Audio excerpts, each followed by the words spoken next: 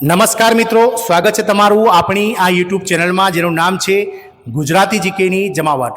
મિત્રો, આપ સૌ જાણો છો તે પ્રમાણે ગુજરાત સરકારમાં જે પહેલાંના જમાનાના કર્મચારીઓ હતા તેમની જન્મ તારીખ વધારે પડતી 1 જૂન 1 જૂન હતી દરેક વર્ષ ઉમેદવારોની. તો મિત્રો, આવા કર્મચારીઓ લગભગ 30 જૂનના રોજ ઘણા કર્મચારીઓ દર વર્ષે સરકારના વિવિધ વિભાગોમાંથી નિવૃત્ત થતા હોય છે.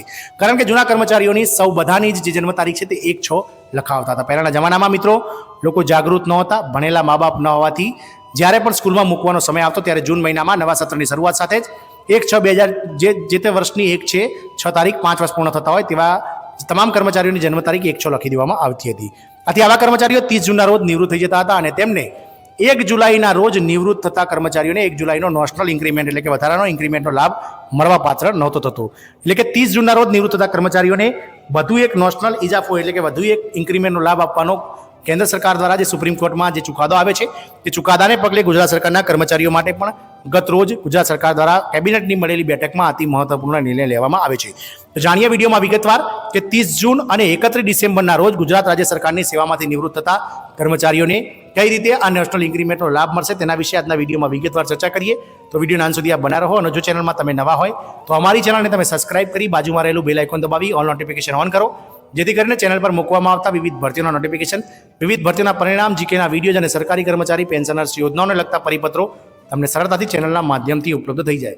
તો મિત્રો, આપ સૌ જાણો છો તે પ્રમાણે રાજ્ય સરકાર કે કેન્દ્ર સરકારની સેવામાં જોડાયેલા કર્મચારીઓ કે જેઓની જોઈનિંગ ડેટ 1 જાન્યુઆરીથી લઈ અને 30 જૂન સુધીની હોય છે તેવા તમામ કર્મચારીઓને મિત્રો જે છે તે નેશનલ ઇન્ક્રીમેન્ટનો લાભ જે છે તે 1 જાન્યુઆરીના રોજ આપી દેવામાં આવે છે. તદુપરાંત જે કર્મચારીઓની જોઈનિંગ ડેટ રાજ્ય સરકાર અથવા કેન્દ્ર સરકારની સેવાઓમાં 1 જુલાઈથી લઈ અને 31 ડિસેમ્બર સુધી હોય તેવા કર્મચારીઓને મિત્રો 1 જુલાઈના રોજ એક વધારાનો ઇન્ક્રીમેન્ટ જે છે તે મિત્રો વાર્ષિક ઇન્ક્રીમેન્ટ આપવાનો હોય છે. મિત્રો, તો તમામ કર્મચારી કે જેઓ રાજ્ય સરકાર અને કેન્દ્ર સરકારની સેવામાં જોડાય છે તેમને વાર્ષિક 3% ઇન્ક્રીમેન્ટ સરકાર દ્વારા તેમના બેઝિક પગારમાં વધારો આપવામાં આવતો હોય છે. હવે જે કર્મચારીઓ 30 જૂન પહેલાં નિવૃત્ત થતા હોય છે અને જેઓની રિટાયરમેન્ટ ડેટ 30 જૂન હોય છે તેમને મિત્રો સરકાર દ્વારા એક વધારાનો નેશનલ ઇજાફો આપવામાં નથી આવતો, જેને લઈને ગતરોજ સુપ્રીમ કોર્ટમાં એક PIL દાખલ કરવામાં આવી હતી. સુપ્રીમ કોર્ટે આવા કર્મચારીઓની તરફેણમાં ચુકાદો આપ્યો છે અને સરકારને સ્પષ્ટ કરવામાં આવ્યું છે કે 30 જૂને નિવૃત્ત થતા કર્મચારીઓને 1 જુલાઈના રોજ જો ઇન્ક્રીમેન્ટ થતું હોય તેવા કર્મચારીઓને ઇન્ક્રીમેન્ટ આપવું જોઈએ. મિત્રો, જો કોઈ કર્મચારી મિત્રો 1 જુલાઈથી લઈને 31 ડિસેમ્બર સુધી જો સરકારની સેવામાં જોડાયો હોય અને તેની મિત્રો જોઈનિંગ ડેટ જે છે તે મિત્રો 1 જુલાઈથી લઈને 31 ડિસેમ્બર હોય પરંતુ તે 30 જૂનના રોજ નિવૃત્ત થતો હોય સેવા નિવૃત્ત, તો તેને મિત્રો તેની જોઈનિંગ ડેટ જો જુલાઈથી 31 ડિસેમ્બર સુધી આવતી હોય તો વધારાનો જુલાઈનો જે ઇન્ક્રીમેન્ટનો લાભ છે તે આપવો જોઈએ. તે જ રીતે મિત્રો કોઈ કર્મચારી 31 ડિસેમ્બરના રોજ વય નિવૃત્ત થતો હોય મિત્રો તો તેવા કર્મચારીને જો તેનું જાન્યુઆરીથી લઈ અને મિત્રો જૂન સુધીમાં જો ઇન્ક્રીમેન્ટ આવતું હોય તો તેનું જોઈનિંગ પ્રમાણે તેને પણ એક વધારાનો ઇન્ક્રીમેન્ટ આપવાનો સુપ્રીમ કોર્ટનો અતિ મહત્વનો નિર્ણય લેવામાં આવે છે.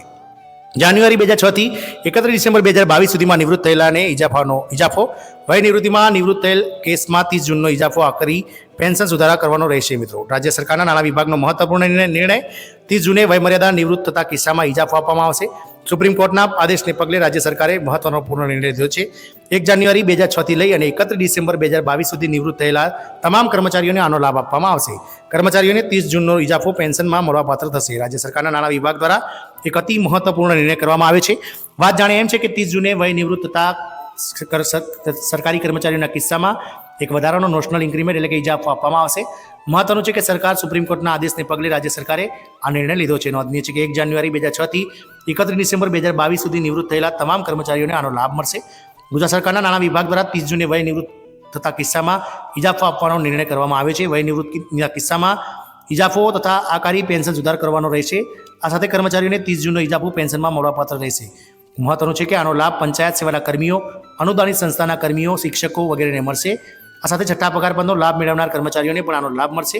આ ઠરાવનો અમલ પંચાયત સેવાના કર્મચારીઓ સહિત અનુદાનિત સંસ્થાના કર્મીઓને પણ મળશે. બોર્ડ નિગમના કાયમી કર્મચારીઓને મોટો સમાચાર. રાજ્યના બોર્ડ નિગમના કાયમી કર્મચારીઓ માટે મોટા સમાચાર આવે છે. વિગતો મુજબ રાજ્ય સરકાર દ્વારા નવેસરથી પેન્શન નક્કી કરવાનો નિર્ણય કરવામાં આવે છે, જેથી હવે રાજ્ય સરકારના ઠરાવ પ્રમાણે 21/3/2020નું પેન્શન નક્કી કરતો ઠરાવ રદ કરવામાં આવે છે. આ તરફ હવે કાયમી કર્મચારીનું પેન્શન 100%ના ધોરણે ફરી નક્કી કરાશે, જેથી હવે આ કર્મચારીઓને પેન્શનમાં સુધારો થશે. આમ રાજ્ય સરકાર દ્વારા 30 જૂન અને 31 ડિસેમ્બરે નિવૃત્ત થતા કર્મચારીઓને વધારાનો નેશનલ ઇન્ક્રીમેન્ટ આપતો મહત્વપૂર્ણ નિર્ણય લેવામાં આવે છે. જય હિન્દ, અસ્તુ.